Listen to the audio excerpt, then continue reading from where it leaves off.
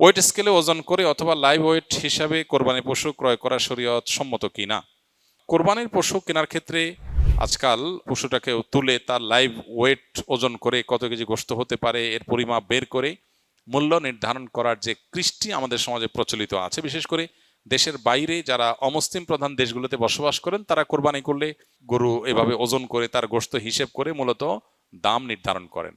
মূল্য নির্ধারণের জন্য এরকম ওয়েট স্কেলে তুললে সেটা অসুবিধা নেই। যেটার ন্যায্যতা আমি জানি না, বুঝি না, তাতে ওয়েট স্কেলে তুললে ন্যায্যতাটা আমি বুঝতে পারবো, আমার জন্য বোঝাটা সহজ হবে।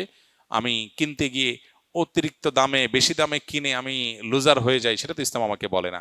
ন্যায্য মূল্যে তো আমি কিনবো। তো এই ন্যায্যতা নিশ্চিত করার জন্য ওয়েট স্কেলে তোলাতে কোনো অসুবিধা নাই।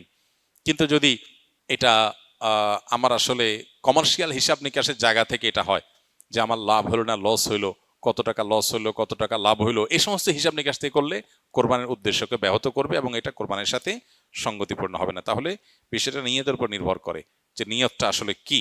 অনেকে কোরবানি পশু ক্রয়ের ক্ষেত্রে কম দামে বেশি গোশতের সন্ধান করেন, যেখানে উদ্দেশ্য হিসাবে গরিব মানুষকে বেশি বিতরণ করাকে প্রাধান্য দেন। এক্ষেত্রে শরিয়াত মতামত কি? আপনি কোনো গরু বা কোনো পশু কিনে লস খেয়ে যান, ধরা খেয়ে যান, শরিয়ত সেটা বলে না। আপনাকে বলে নাই এটা কিনে আপনাকে লস খেলেও আপনি সওয়াব পাবেন, এরকম বলে না। আবার বেশি গোশত হতেই হবে যেন গরিব বেশি পায়, সেটার জন্য আপনি চেষ্টা করলেন, নিয়তের দিক থেকে এটা খারাপ কোনো নিয়ত না।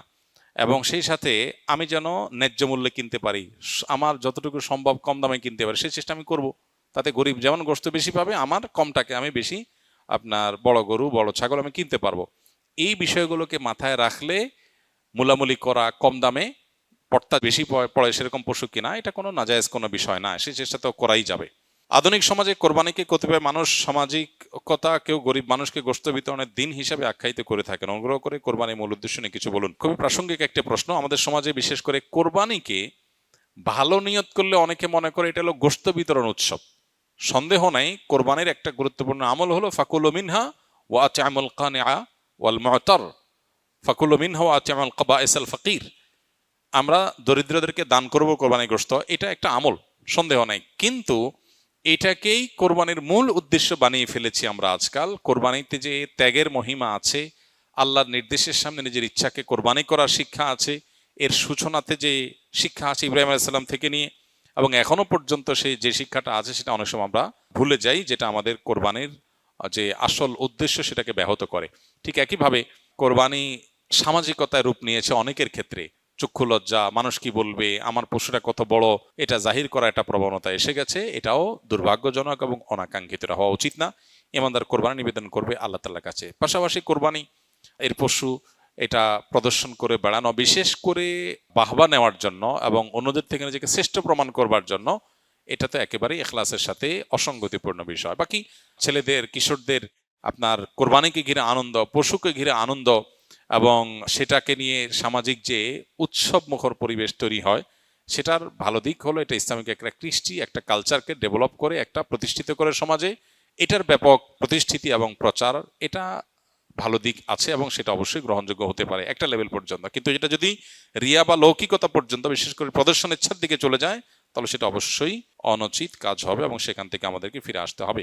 কোরবানির পশু ক্রয়ের অথবা জবাইয়ের আগে তার গোশত বিতরণ নিয়ে আলাপ বা চিন্তা করা যায় আছে কিনা, কোনো অসুবিধা নাই, এটা মন্দের কিছু নাই। বিশেষ করে কিভাবে পরিকল্পনা করবে, কোথায় বিতরণ করবে, এগুলো আলোচনা করা তো ভালো জিনিস। ভালো কাজের পরিকল্পনা করাও ভালো, সে দৃষ্টিকোণ থেকে খারাপ কিছু না। এগুলো নিয়তের উপর নির্ভর করবে।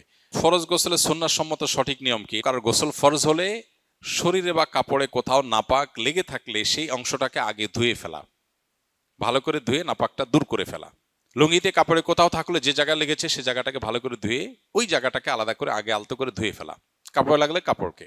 এরপরে দ্বিতীয় যে কাজ হবে সেটি হলো উত্তম রূপে অজু করা।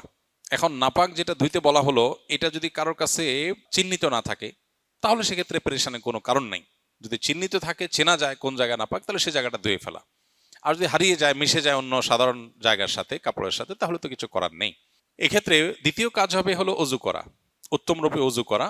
অজুর ক্ষেত্রে 2 হাতের কবজি 3 বার ধুয়ে 3 বার কুলি করে নাকে পানি দিয়ে, কুলিতে গড়গড়া করে কুলি করা, এটা ফরজ গোসলের সাথে সংশ্লিষ্ট গুরুত্বপূর্ণ একটা বিষয়। নবী করিম সাল্লাল্লাহু আলাইহি ওয়াসাল্লাম বলেছেন ওয়াবালিগ ফিল ইস্তিনশাক ইল্লা আন তাকুনা সাইমা।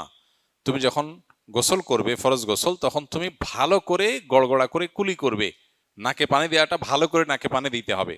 কিন্তু যদি রোজাদার হয় তাহলে খুব বেশি গড়গড়া করে কুলি করতে গেলে পানি ভেতরে যেতে পারে, সেজন্য রোজাদারের জন্য এটা নাই। বাকি সাধারণ অবস্থাতে আমরা যে ওযু করব ফরজ গোসলের শুরুতে, সেটার শুরুতে আমরা ভালো করে গড়গড়া করে কুলি করে নাকে পানি দিয়ে এরপরে 3 বার মুখ ধৌত করে 3 বার কোণ পর্যন্ত হাত ধুয়ে মাথা মাসা করে তারপর মাথা এবং কাঁধে পুরো শরীরে পানি দিয়ে ধৌত করে শেষে বের হয়ে আসার সময় 2 পায়ের গোড়ালি পর্যন্ত এই জায়গাটা ধোয়া বাকি আছে, এটা ধুয়ে টেপে হোক পুকুরে হোক দিয়ে তারপরে আমরা বের হয়ে চলে আসবো। তাতে ওযু এবং গোসল একসাথে হয়ে যাবে। এভাবে সুন্নাহসম্মত ফরজ গোসল বা সুন্নাহসম্মত গোসল আদায় করলে গোসলের সাথে ওযু অটোমেটিক হয়ে যাবে, আলাদা ওযু আর করার প্রয়োজন নাই। হ্যাঁ, গোসল করতে করতে যদি আবার কেউ পেশাব আসে, কারোর পেশার বেগ হয়, পেশাব করেন অথবা বায়ু ত্যাগ করেন, ওযু ভঙ্গের কোনো কারণ দেখা যায়, তাহলে তাকে আবার শুরু থেকে ওযু করতে হবে। আর যদি সেরকম কিছু দেখা না যায় তাহলে এটাই তার ফরজ গোসলের জন্য যথেষ্ট হবে। একই সাথে গোসলের সুন্নাহ, ফরজ গোসলের সুন্নাহটা আদায় হবে, অর্থাৎ শুধু গোসলের ফরজ আদায়ই হবে না, পাশাপাশি সুন্নাহসম্মত গোসল হবে। এক্ষেত্রে লক্ষ্য রাখতে হবে শরীরের কোনো জায়গায় যেন শুকনা না থাকে, প্রতিটা পশমের গোড়া পর্যন্ত যেন পানি যায়, সেটা সর্বোচ্চ খেয়াল রাখতে